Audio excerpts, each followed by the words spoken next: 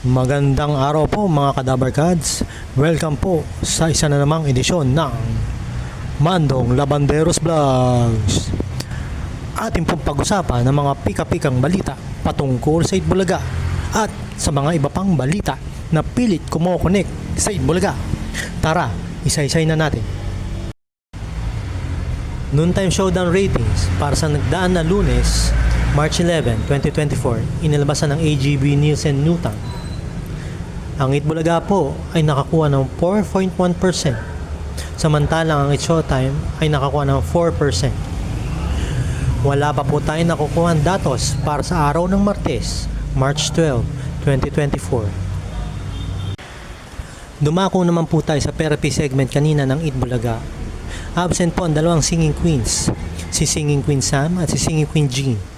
Ang pansamantalang pumalit, si Raisa May at si Singing Queen Ina.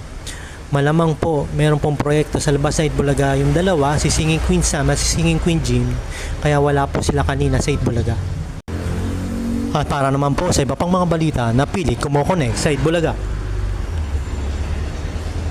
Nung nakaraang Webes, March 7, 2024, after magsara ng tahanang pinakmasaya, nag-post si Procnoy ng petisyon para manatili ang tape ink sa GMA. Ano sa tingin nyo? Mukhang sinipa na talaga ang taping ng GMA, ano? So far, nakakuha lang po ito ng 188 signatures na malamang sa alamang ay mga dating empleyado ng Tape Inc. Na malamang sa alamang ay makamag-anak ng mga dating empleyado ng Tape Inc. Na malamang sa alamang ay mga kaibigan ng mga dating empleyado ng Tape Inc. At para naman suli natin pika-pikang balita na pilit kumokonek sa Itbulaga. Tape Incorporated, tuluyan na bang nilisan ang kanilang opisina sa Saberville?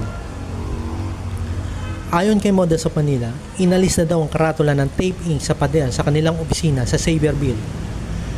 Ano sa tingin nyo guys? Tuluyan na bang nilisan ng Tape Inc. ang kanilang opisina sa Saberville? Maaari lamang ikomento ang inyong tingin o kuro-kuro sa balitang ito.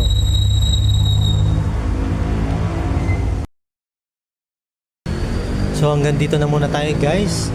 Please like and share this video at mag-subscribe sa aking channel. Maraming salamat po sa ulitin. God bless.